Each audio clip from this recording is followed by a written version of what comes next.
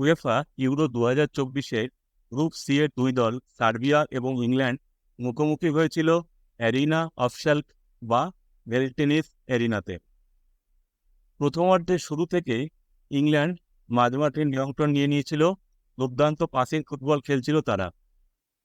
খেলার 13 মিনিটের সময় বুকায়ো সাকার সেন্টার ফলো করে দুর্দান্ত হেডে গোল করে যান জুড বেলিংহাম। 2023-24 মরশুমে রিয়াল মাদ্রিদ ফুটবল দলের হয়ে তিনি দুর্দান্ত ফুটবল খেলেছেন। এই ম্যাচে দেখা গেল ইউরো কাপে দেশের জার্সিতেও তিনি একই রকম ফর্মে আছেন।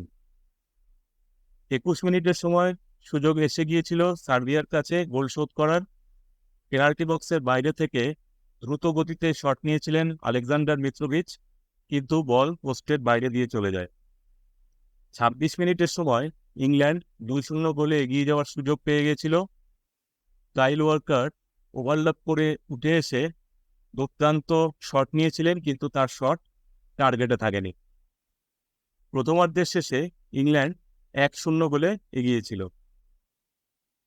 দ্বিতীয়ার্ধের শুরু থেকেই সার্বিয়া অনেক বেশি আক্রমণে আসছিল।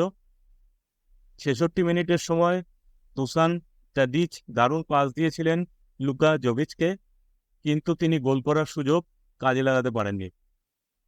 78 মিনিটের সময় ইংল্যান্ড 2-0 গোলে এগিয়ে যেতে পারত, কিন্তু হ্যারি কেনের দুর্দান্ত হেড সার্বিয়ার গোলকিপার প্রেড্রাগ রাজকোভিচ সেভ করেন এবং বল ক্রসবারের নিচের দিকে গিয়ে লাগে।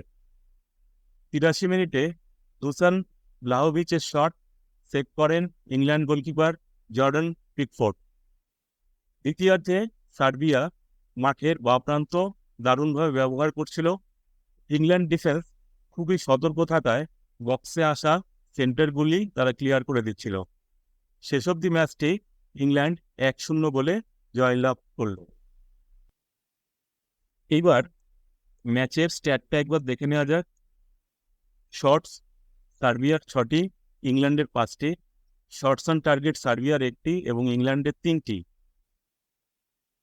বল পজিশন সার্বিয়ার 46% এবং ইংল্যান্ডের 54%। পাসেস সার্বিয়ার 504টি এবং ইংল্যান্ডের 588টি।